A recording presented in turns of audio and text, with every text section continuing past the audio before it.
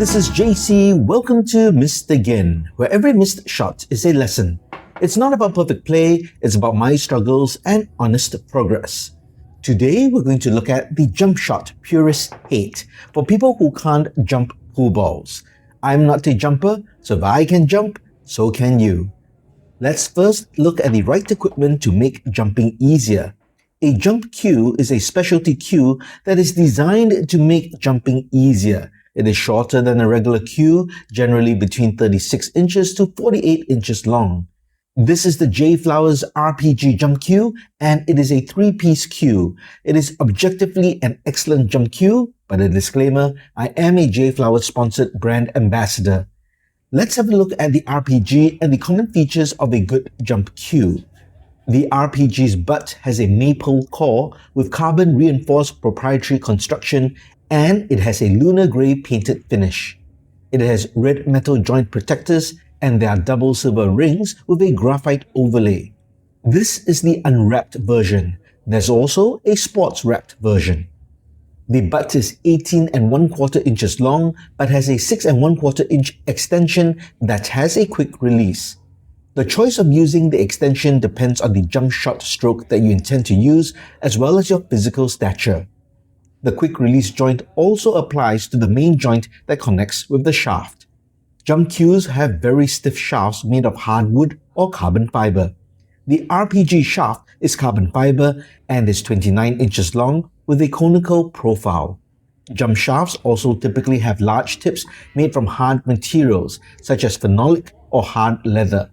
The RPG has a 14mm tip diameter with a proprietary epoxy-infused leather tip, so it is very hard. It too has a corresponding red metal joint protector. When assembled, the total length is about 47 1/4 inches.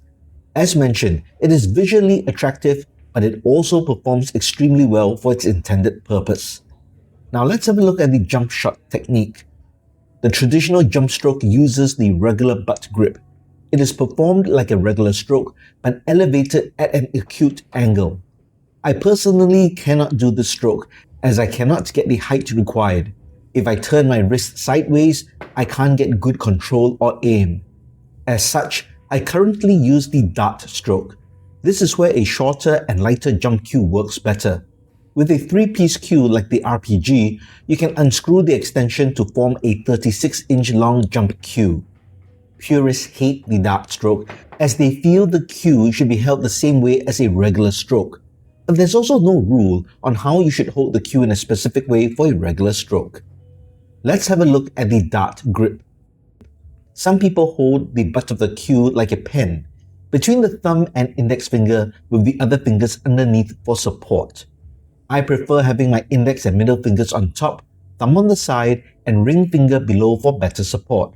So there are 4 points of contact in all. I personally find this more stable than the pen grip, but you should experiment with both.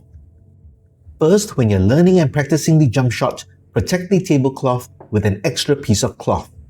I use a piece of microfiber cloth. Remember to always chalk up. Next, you need to form a high open bridge. Essentially, you're forming a bridge on your fingertips.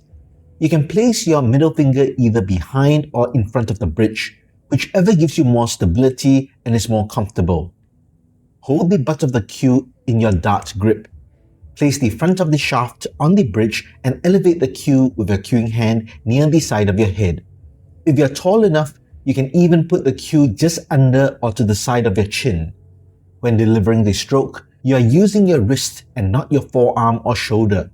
Your wrist has to be loose, and the stroke is delivered with a forward flick of the wrist while your arm and shoulder remain still.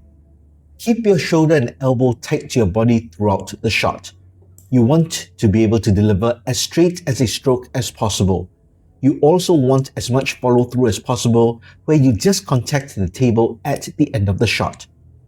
Remember, locking your shoulder and keeping your elbow tucked to your body is crucial to keep the stroke straight. You want your arm to be straight and not flare out. This is to ensure the cue does not veer to either side when delivering the dart stroke. Now let's discuss the angle that the jump cue should contact the cue ball. For a jump shot to be legal, you must hit the cue ball above the center line. You cannot scoop under the cue ball and lever it up. Aim for the 1/4 point of the cue ball from the top. The angle that the cue comes down on the cue ball depends on the distance the blocking ball is from the cue ball. The way to think about it is like a kick shot off the cushion. Angle in equals angle out.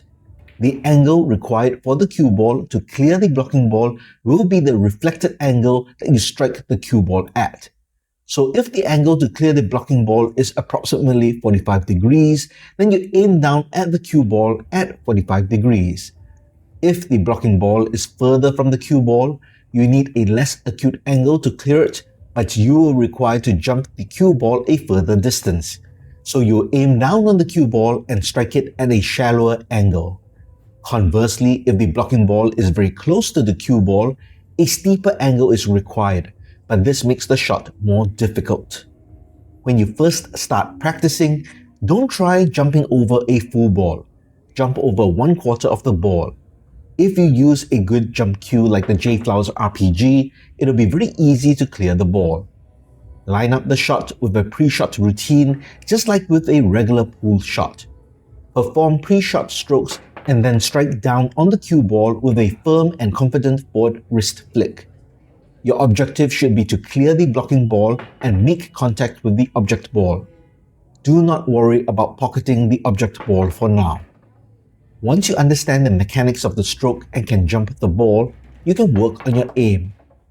Practice jumping over more of the blocking ball and at different angles and from varying distances. Like any type of shot, the jump shot requires practice. However, this dart stroke technique, using a purpose-built jump cue, makes it much easier than you might imagine.